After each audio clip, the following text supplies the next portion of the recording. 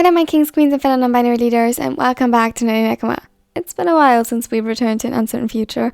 Even though I love this series so much, I'm very sorry for the long wait. But now let's continue with Season 2, Chapter 9.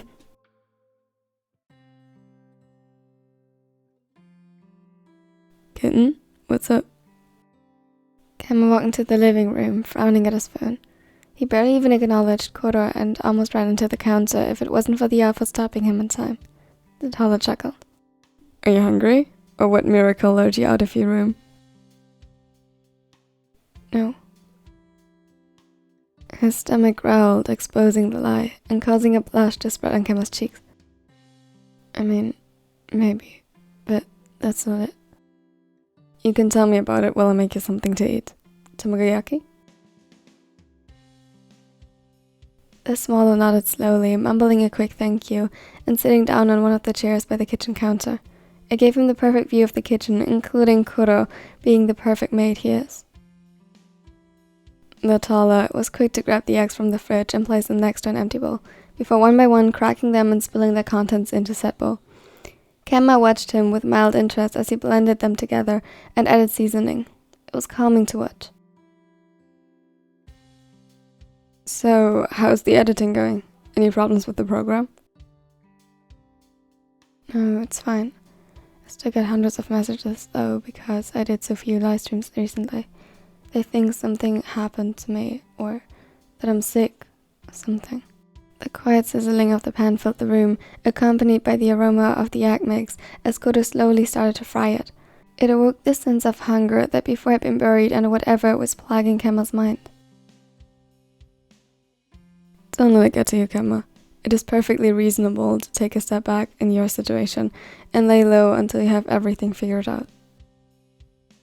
No need to pressure yourself. I'm sure your community will understand. Besides, it's not like you stopped making videos completely. I still had a few more left to edit and everything. He laid his head down on the counter and looked up to trace Kuroo's movements again. See, it's gonna be alright. Kenma hummed tiredly in agreement. Tetsu, have you heard anything from Shoyo lately? He asked while looking down at his phone again. The chat between him and his arguably best friend was open, filled with stickers that suddenly stopped, dating back to 2 weeks ago.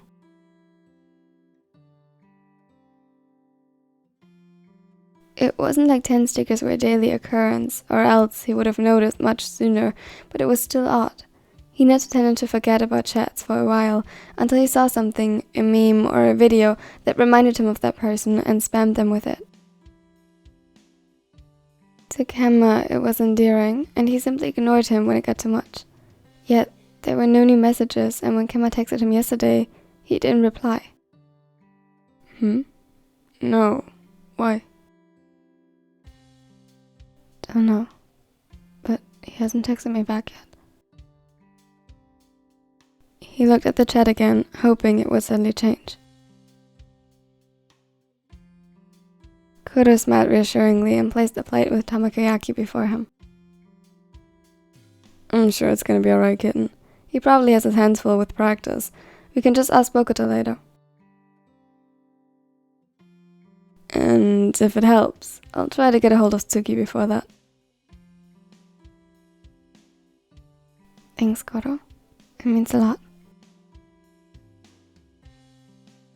Kuroo's heart still fluttered when Kenma used his old nickname. He loved it, no matter what Kenma would call him. Everything for you, my kitten.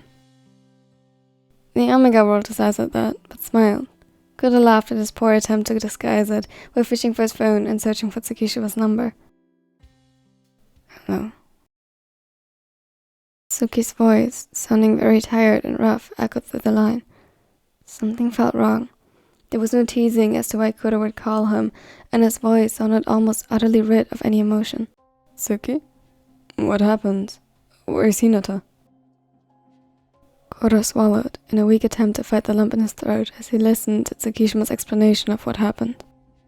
He knew that his scent was getting progressively more sour and heavy, and that Kenma watched him with vigilant eyes, taking his worsening mood in with a frown.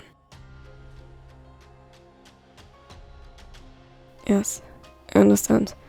Is it okay if we visit him? Kenma would... Okay. Yeah, we'll be there soon. He hung up and was met with Kenma's expectant gaze.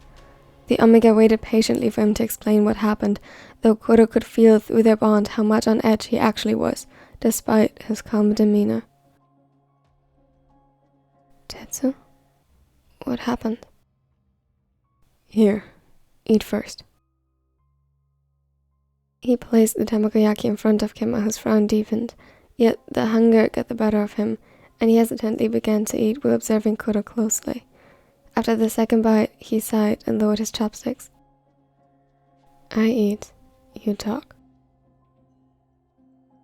Kuroo didn't look quite satisfied with that, but nodded regardless. It's not good news. I figured. I'm just scared. You might drop again. Kenma nodded slowly and thought about it for a second. He didn't want to look like he wasn't taking Kuroo's concerns seriously. I get it, but I'm fine. I'm not alone, you're with me. He hoped to convey what he tried to say and waited for Kuroo to continue. The moment of silence stretched between them while Kenma ate and waited. Sure you got injured?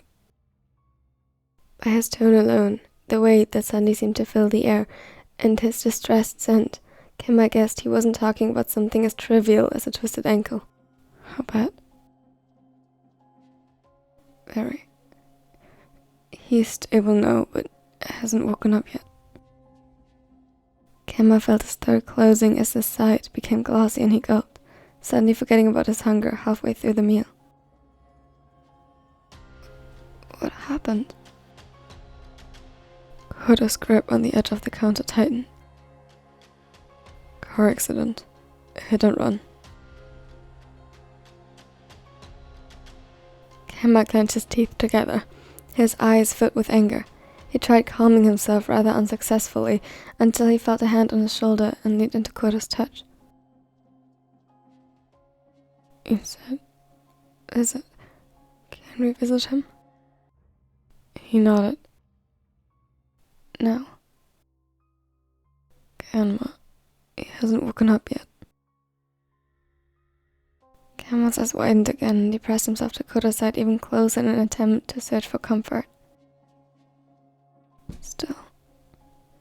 Please, I want to see him. Okay. He put his arms around Kenma, a few stray tears falling onto the smallest hair. Everyone, gather round! Coach Foster's voice echoed through the gym. It sounded a lot more serious than usual, and the team gathered immediately. They exchanged a few nervous glances, looking at Mian for guidance. He motioned for them to stay calm and listen. Maybe it was the stress of the past days, but even Bokuto turned quiet. Not having the usual loud alpha cheering them up with his unmistakable optimism sent another wave of tension over the room. Despite scent blockers, the air was heavy with nervous pheromones. Sakusa tried keeping his distance and only begrudgingly moved closer, following Atsumu. I wish I could tell you there was no need to be nervous, but the news I have for you aren't good. He took a deep breath, looking at each of them individually before continuing. It's about Hinata. The words echoed in the hall, evidence of the silence that spread. Nobody dared utter a word, almost holding their breaths not to miss what was coming next. Their muscles tensed, and from the corner of his eye, Bokuto could see Atsumu holding on to Sakusa tightly. As you all know, he has been absent from training for the past 2 weeks. I just got the clearance from his family to tell you why. I thought he was sick. Thomas sounded hopeful, like he was clinging to the idea since being sick wasn't so bad, right? It meant he'd get better soon, didn't it? He earned a few nods, people agreeing with him, the same hope in their eyes. It's a little more serious than that, I'm afraid. Hinata was involved in a car accident. A hit and run from what I've heard. The reaction was immediate. Some fell silent like before. The idea of the bubbly, sunny spiker hurt, close to unbearable. Others growled as they heard about the hit and run, wishing worse upon the driver. Bokuto felt numb in a way, as though his brain refused to puzzle together the pieces and make the connection to what that meant. A lump formed in his throat, and slowly but surely he could feel the prickling feeling of tears building up in his eyes. He'll be able to play with us soon again, right? So you will come back onto the court with us. It sent another wave of shock through the gym, and the air soured with distress.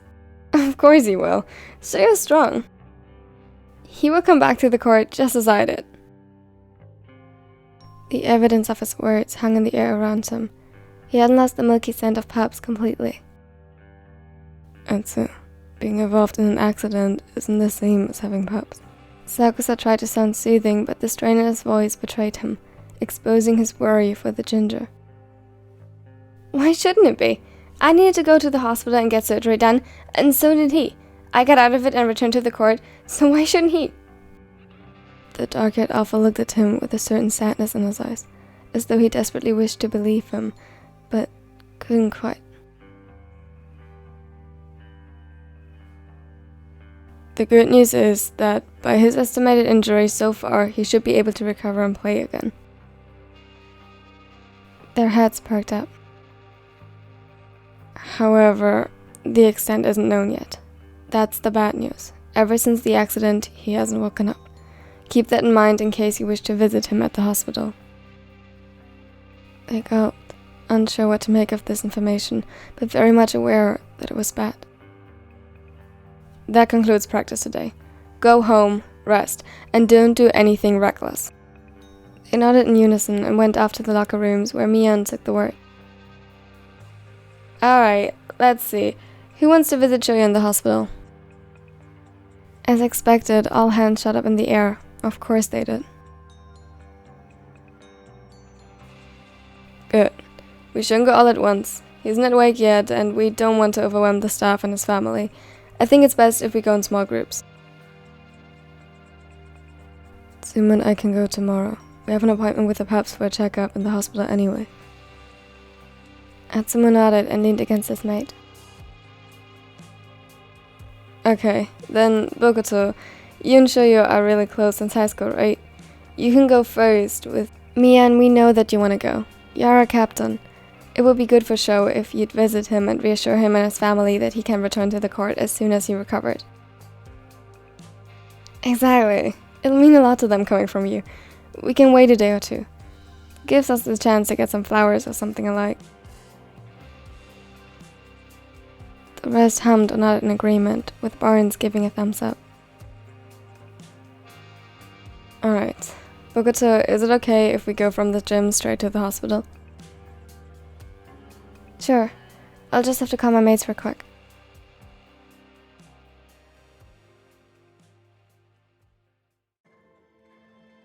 Thank you so much for watching to the end. It truly means the world to me. Don't forget to like and subscribe if you enjoyed this part. And yeah, the second season is slowly coming to an end. And we finally got to the whole Hinata thing. I do intend to make like a separate story from their point of view. However, I'm not sure yet how and when I'll do that. There's a lot going on right now, and this series is sadly not as popular as though that I could justify it. But yeah, tell me what your favorite quote from the video was under the pinned comment, and a special thanks as always goes out to my nerdy neckos. They are the absolute best, and they support this channel so much in ensuring that I can make content as frequently as I do and focus on it. So yeah, thank you so much. Here are my other social media, check them out if you like.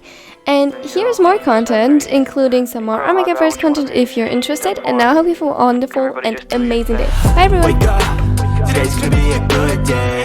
Wake up, today's gonna be a good day. Wake up, today's gonna be a good day. Wake up, today's gonna be a good day. Wake up, today's gonna be